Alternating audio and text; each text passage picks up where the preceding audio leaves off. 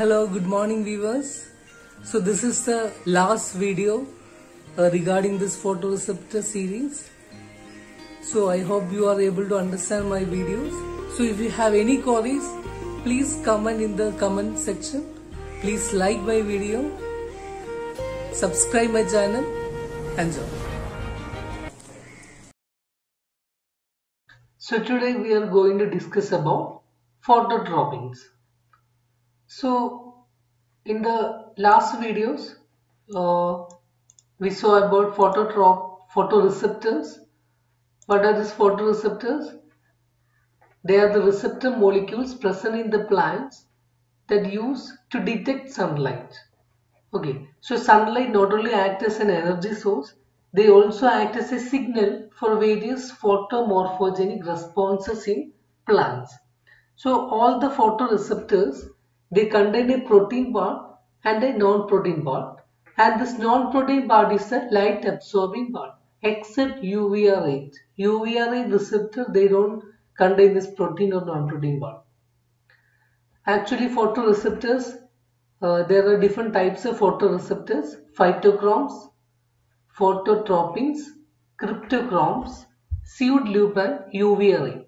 So how these photoreceptors are classified is that these photoreceptors have the ability to absorb different wavelength of light. So light can be blue light, they can be red light, then they can be UV light. So phytochromes can absorb red, infrared, blue light, UV light. Okay, and phototropins, cryptochromes and seed loop, they will absorb blue light. UVR8 receptor will absorb UVB light, and based on the they will absorb certain light and they will mediate certain photomorphogenic responses. It can be like bending of shoot towards light. Okay, it can be seed germination, it can be chloroplast movement, it can be stomatal opening. So there can be any kind of responses. Okay. So we have discussed about phytochromes, phototropins, and phytochromes and cryptochromes in the last video. This class we will be discussing about phototropins.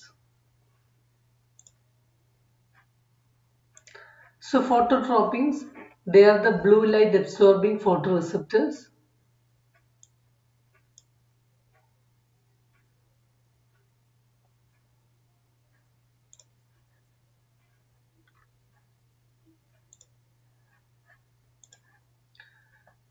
They are the blue light absorbing photoreceptors, and what are the responses they mediate? Chloroplast movement, stomatal opening. Okay, so these two are there. They have given in your CSIR syllabus also. So you can expect some 4-mark questions either from chloroplast movement or stomatal opening. Specifically, they have given in the syllabus. Then these phototropins, they are located in the plasma membrane. And phototropins has two receptors, FOT1 and FOT2. FOT1 is a primary phototropic receptors. Okay, so this mediates phototropism in response to low and high fluorescent rate of blue light. They mediate low as well as high. Low and high fluorescent rate of blue light mediated photoresponses. And FOT2, they mediate only high light intensity responses, high light intensity. Now, phototropins, as I said earlier, every photoreceptors except UVA, they contain a protein part as well as a non-protein part. So if you see the structure of this phototropins, they contain a C-terminal domain and they contain an T-terminal domain. And in C-terminal domain, there is serine threonine kinase domain. So this is responsible for autophosphorylation. Okay. Now coming to T-terminal domain. In T-terminal domain, there are two Love domains, and each Love domain bind to one FMN. This FMN is a flavin mononucleotide. This is actually the chromophore. Chromophore.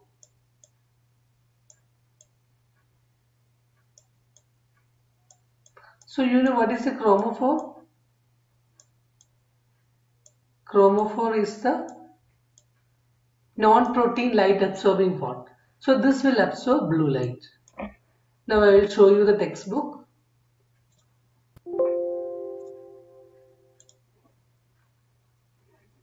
See, phototropins, they are the blue light absorbing photoreceptors, and in angiosperms it contains two phototropin genes, FOD1 and FOD2. FOD1 is primarily phototropic receptors, and for FOD1 they will mediate both low and high fluorescence rate, but FOD2 mediate phototropic responses to high light intensities. So the phototropins, they contain a C-terminal domain and an N-terminal domain. So this N-terminal domain is the N-terminal domain contains two love domains, and each love domain binds to the FMN, flavin mononucleotide. So this is the chromophore, non-protein part. So they will absorb light. And in C-terminal, it contains serine threonine kinase domain. So this is responsible for autophosphorylation. And this connecting this love domain and this kinase domain, you can see there is a J alpha helix. J alpha helix connect these two domains.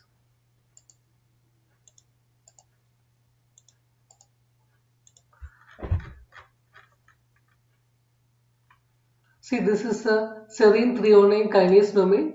These are the two love domains. Okay. So actually, in dark,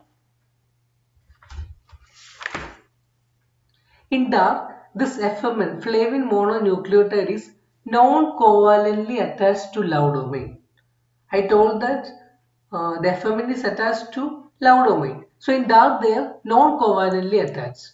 When they receive blue light or in the light time, they are covalently attached to the love domain, to the cysteine residues. This is a dark. When they get blue light, it is covalently attached to the cysteine residues of love domain. And there are two types, two love domains, love 1 domain and love 2 domain. Okay, love 1 and love 2 domain. Now, can you tell me which love domain is primarily responsible for mediating phototropic response? Or which love domain is crucial for phototropism? Love 1 or love 2? Actually, the mutation studies reveal that love 2 is primarily responsible for kinase activation in response to blue light. So, first case, this is a normal one. They have love 1 and love 2. Then there is a phototropic response. Actually, in addition to chloroplast and the stomatal opening, you know that if you place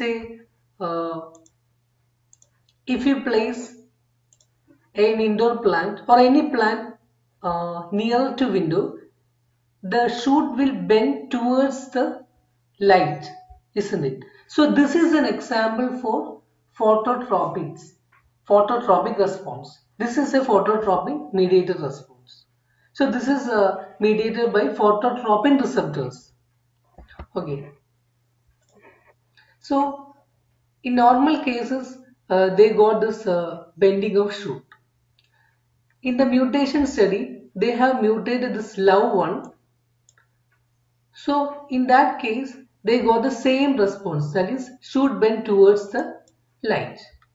But when they mutated this love 2 domain, they did not get this response. Shoot did not bend towards light. So this revealed that LOUD2 is primarily responsible for kinase activation in response to blue light. Okay.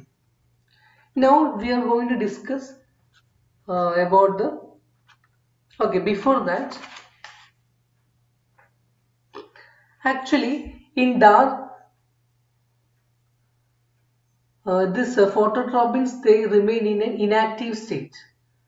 So you know that this LOUD domains and kinase domain, they are connected with J alpha helix, isn't it? So when they receive this blue light, there is an autophosphorylation. So this is a kinase domain. So they will phosphorylate, autophosphorylate, and also they will phosphorylate their substrate.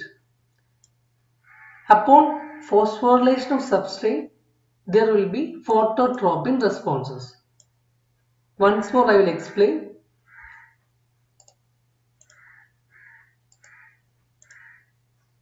So normal in the dark case, this LOUD2 domain and kinase domain, they are caged. There is a word they have used in textbook, cages. It is caged by J alpha helix. When they receive this blue light, this uncaging of J alpha helix occurs, or unwinding of J alpha helix occurs, and it leads to the autophosphorylation. They have kinase domain, so it leads to autophosphorylation, and also they will phosphorylate their substrate. Upon phosphorylation of the substrate, phototropin responses will occur. What are the phototropin response? It can be chloroplast movement, it can be stomatal opening, it can be bending of shoot. One example I will tell you.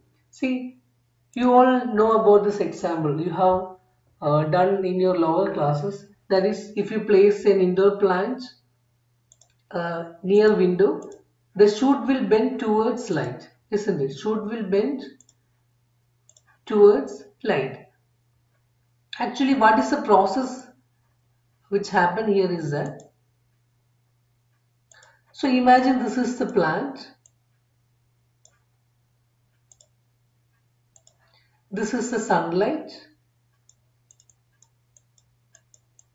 Okay, so this is actually the shoot of the plant.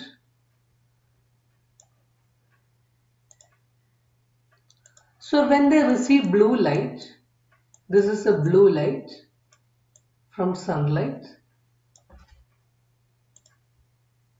Actually, this part of the shoot, they contain ABCB proteins. ABCB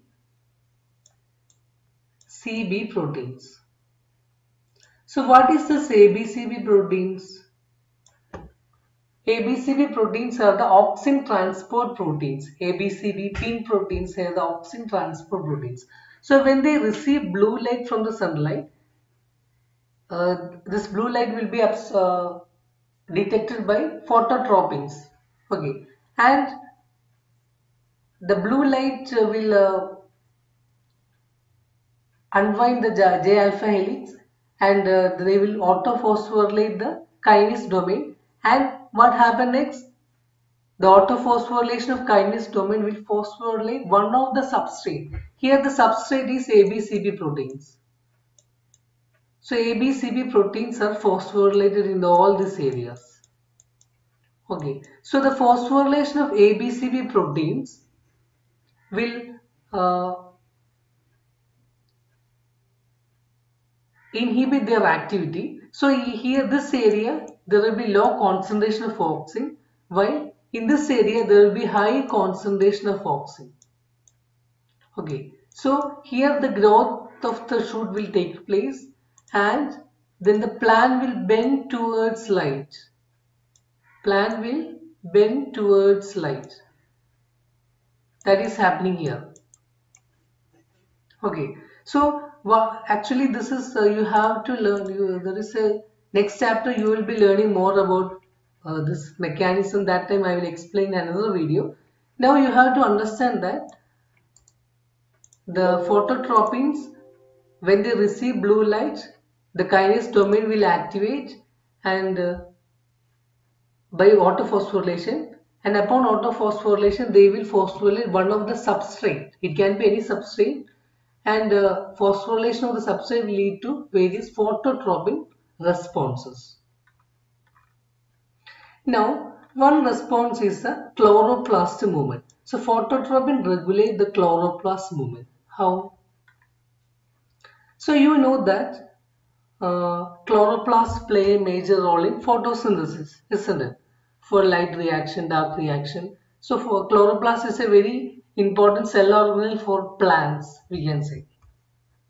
Actually, if the light intensity is lower light intensity, so plant need to capture more sunlight.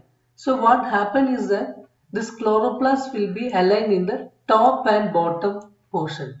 For what? To absorb or to capture more sunlight, because light intensity is low. But if there is a high light intensity, there is a chance of the chloroplast to get damaged. So in order to avoid damage caused by high light intensity, chloroplast will align to the side. Okay. And in darkness, chloroplast will be arranged at the bottom. So low intensity, the chloroplast to the bottom. So this is called accumulation response. The chloroplast will accumulate at the bottom to capture more sunlight. And in high light intensity, in order to avoid damage caused by this high light intensity, chloroplast will align at the side. This is called avoidance response. To avoid what? The damage caused by high light intensity. And darkness they are placed at the bottom. Actually, in low light intensity, the phototropin 1 and 2, sorry, phot 1 and 2. So as I told that phototropins, there are two receptors, phot 1 and phot 2, isn't it?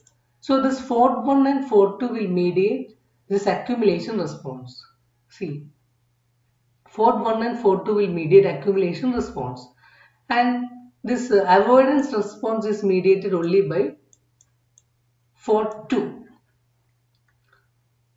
Phot 2 will mediate avoidance response. Actually, how this chloroplast will move to the top, or they will align at the side based on the light intensity. So that is a mechanism we are going to discuss.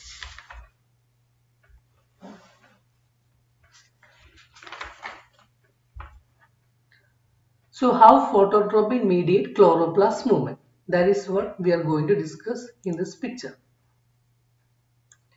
Now, when they receive blue light, phototropins will activate a protein called CHOOP. This is the CHOOP. Phototropins will activate a protein called CHOOP. CHOOP is chloroplast unusual positioning. CHOOP is chloroplast unusual position. They activate a protein called CHOOP. So CHOOP leads to or CHOOP promote polymerization of actin. CHOOP promote polymerization of actin. How is that? They will recruit profilin. Profilin is an enhancer of polymerization, actin polymerization. Profilin acts as an enhancer of actin polymerization. So initially it is G-actin. G-actin is converted to F-actin. When profilin bind to F-actin, the polymerization of actin occurs. Then it creates a rod, and through this actin rod, chloroplast can move to their corresponding position. Whether it is accumulation or avoidance, they can move according to that. So actually CHOOP will mediate the movement. So phototropins, they will activate CHOOP, and CHOOP will bring profilin and G-actin. So profilin is actually an enhancer of actin polymerization. So the polymerization of actin occur, and this will create a rod, and through this rod chloroplast can move to their corresponding position. Actually, profilin is an enhancer of actin, and cofilin. Cofilin is a Coffulin promote depolymerization. Profilin promote polymerization and coffulin will promote depolymerization. That I will make and we will discuss in the microfilament video. So this is about this. So this is very important. You will get a 4-mark question based on this because in CSIR syllabus they have given about chloroplast movement detail syllabus specifically they have given. So you can expect that. And next phototropin mediated response is the stomatal opening. This is also very important. Stomatal opening. So this is a picture about stomatal opening. First I will explain through my slide. Then I will show you the image. So stomatal opening. When they get blue light, so this blue light will be detected by the photoreceptors, phototropins. You know that. So this phototropin will become activate and it will autophosphorylate, and they will, you know that when this phototropin become autophosphorylate, they will transfer this phosphate to one of its substrate, isn't it? That is the rule of phototropins. So here its substrate is the BLUS. So the BLUS will be phosphorylated. And this BLUS, the phosphorylated BLUS will activate a protein phosphatase. They will activate a protein phosphatase, and this protein phosphatase will remove the inhibitory phosphate from serine threonine kinase.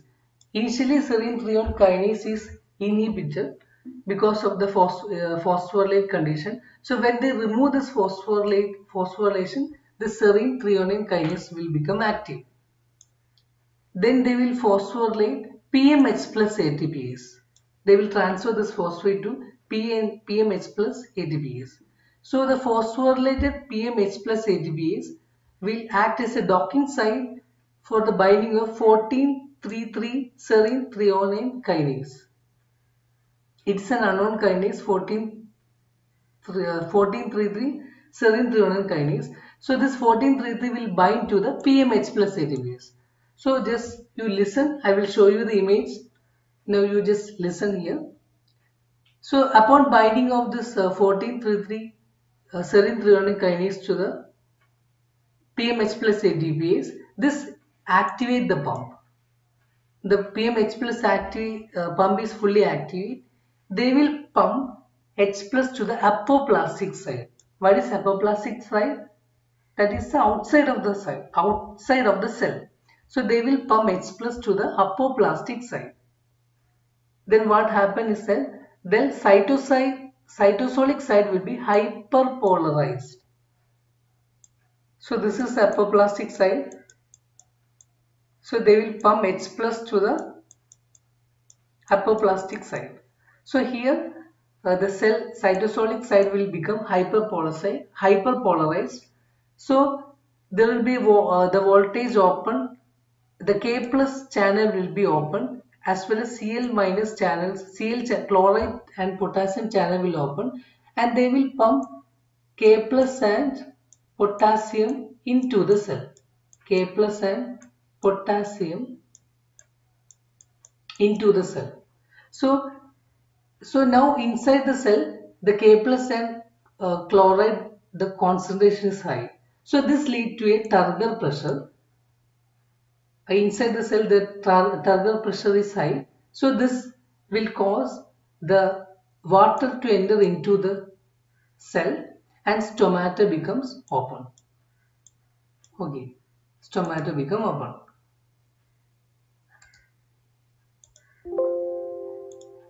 So I hope you know the stomato. I don't know whether you know about stomato or not. So actually this is the guard cell. This is the guard cell, and surrounding the guard cell we have the subsidiary cells. Okay. So we are discussing about this guard cells mechanisms. Now I will show you the text image. So you listen here. The blue light will be sensed by which photoreceptors? Phototropins. So you know that when they receive blue light, it get autophosphorylated, isn't it? And they will phosphorylate one of its substrate. Here the substrate is a BLUS. Phosphorylated BLUS will activate a protein phosphatase. So it is a phosphatase. What is phosphatase will do? They will remove the phosphate. So this phosphatase will remove an inhibitory phosphate from serine threonine kinase. This is an unknown kinase actually, serine threonine kinase. So when they remove this inhibitory phosphatase, the serine threonine kinase will become active and they will activate the H plus ATPase pump. And also the serine threonine kinase, it is a kinase, so they will phosphorylate this serine H plus ATPase pump. So the phosphorylation of H plus ATPase pump will act as a docking site for 1433 protein. So actually this 1433 kinase protein is an unknown kinase protein that will bind to the H plus ATPase pump.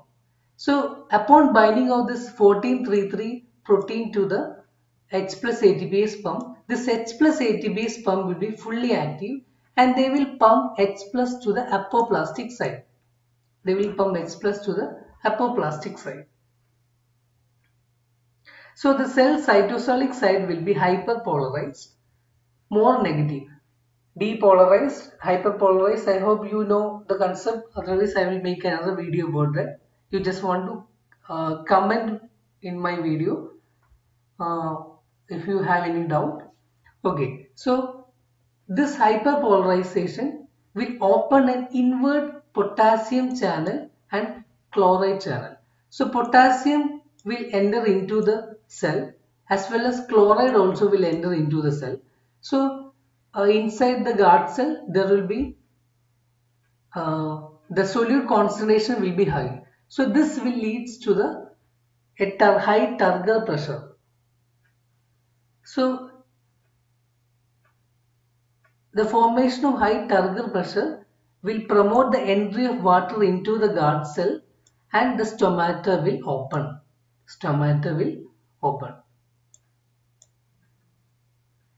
So turgor pressure, it will create a high water potential. So water will enter into the cell and the stomata will open.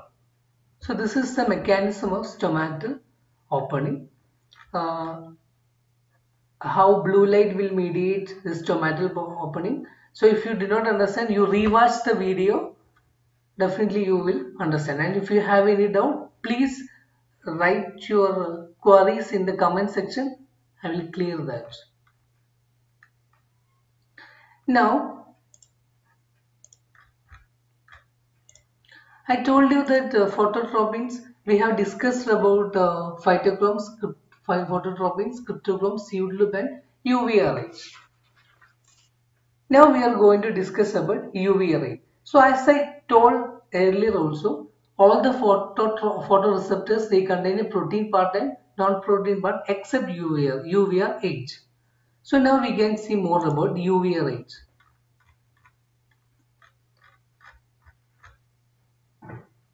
Before that, UVRH, they will absorb UVB, ultraviolet radiation is absorbed by the photoreceptor UVRH. Now, actually you know that this UVB radiation is a toxic to the cell, isn't it? They create free radicals in the cell. This reactive oxygen species, they can damage DNA. So actually UVB radiation actually induce various damage to the cell usually.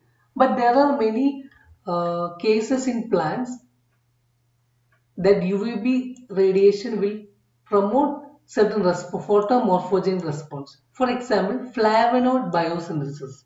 Flavonoid is a secondary metabolite in plants. So for the synthesis of flavonoid, there is a minimum quantity of UVB radiation is required.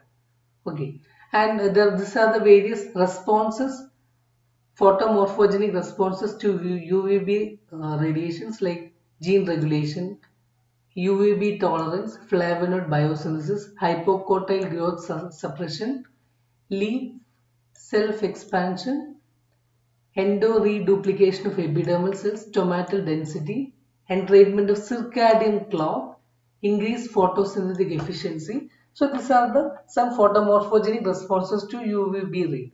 So not all every time UVB will not cause damage to cells, but high intensity definitely they will cause damage to chloroplast or cell organelles.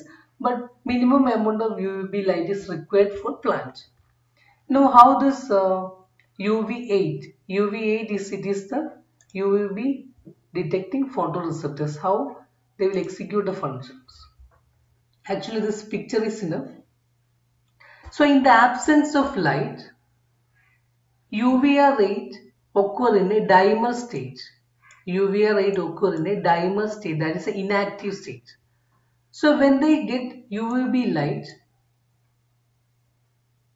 this UVR rate become monomer and then it forms the active state. Okay, so to the monomer state of UVR rate photoreceptor, COP1 and SPA1 will bind to this UVR rate receptor, COP1 and SPA1.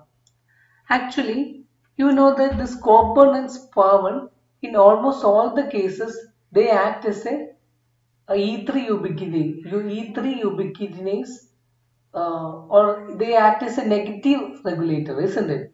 In case of cryptochromes, in case of phytochromes, you have seen that this COP1 and SPA1, they will act as a E3 ubiquitinase and they will degrade the response. But here, this COP1 and SPA1 is acting as a positive regulator. They will bind to the monomer of UVR8 photoreceptors, and binding of this COP1 and SPA1, they leads to some conformational change in the UVR rate and it will become active and results to the gene expression. Gene expression of UVR rate genes will occur and leads to the UVB mediated responses. What are UVB mediated responses? Like flavonoids biosynthesis, gene regulation, circadian clock, stomatal density. These are the various photomorphogenic responses of UVB induced responses. So, the UVB induced response will occur. You know that here gene expression takes place. So, during the gene expression, there will be many proteins, and one of the protein is the RUP. RUP is one of the product of this gene expression. So this RUP will bind to the monomer part of UVR rate. Okay, so when this RUP will bind to the UVR rate, COP1 SPA1 cannot bind to this area. So the COP1 and SPA1 will detach and RUP will bind to the this monomer state, and it will leads to the dimerization of UVR rate. So the dimerization of UVR rate means this is inactive. So again, if they get UVR rate light, they will monomer. The same cycle will repeat. So that is about the photoreceptors. We have studied the full detail about the photoreceptors, various photoreceptors. We have completed the 16th chapter successfully. And if you have any doubt regarding this, you just please comment in my comment section. Definitely I will clear your doubts. And if you like this, if you like my video, please hit please like my video, subscribe my channel. I will be making the next chapter soon. Subscribe my video. Please share my video to your friends so that I will be inspired to make more videos like this. Thank you for watching my video. Thank you so much. Goodbye.